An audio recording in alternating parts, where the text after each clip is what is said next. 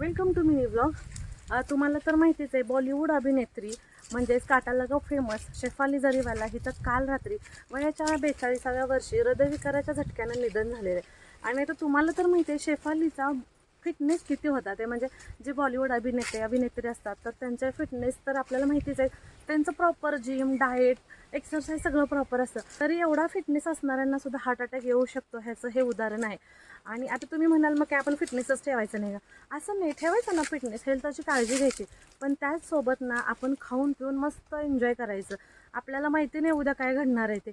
आणि असं पण नाही ना की तुम्ही लय फिटनेस ठेवला म्हणून तुम्हाला काहीच होणार नाही आणि तुम्ही अनफिट आहात म्हणून तुमच्यासोबत सगळ्या गोष्टी घडणार, असं नाही आहे.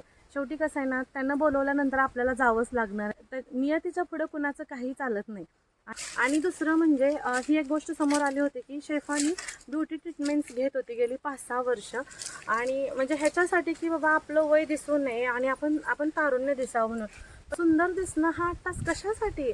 फक्त वरून सुंदरता कशाला हवी? आपल्याला खरी सुंदरता तर आपली आतून पाहिजे आपल्याला. आणि दुसरं म्हणजे की वय दिसू नये ह्याच्यासाठी आपण ट्रीटमेंट घेणं हे बरोबर आहे का?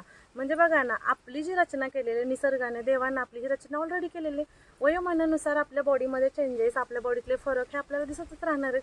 तारुण्यपणात तुम्ही तारुण्य एन्जॉय केलं, म्हातारपणात आपण म्हातारपण एन्जॉय करायला पाहिजे.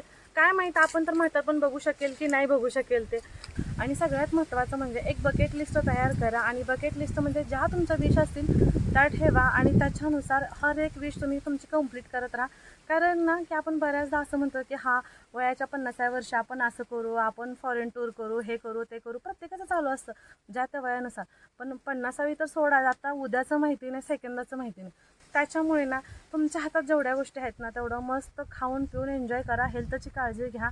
आणि सगळ्यात महत्त्वाचं म्हणजे ज्या काही आपल्या इच्छा आहेत करायच्या आपण पाठीमागे ठेवून गेलेले तर त्या सगळ्या करून घ्या आणि लाईफ मस्त अशी जागा. तर चला मग भेटू आपण नेक्स्ट मिनी ब्लॉगमध्ये. बाय.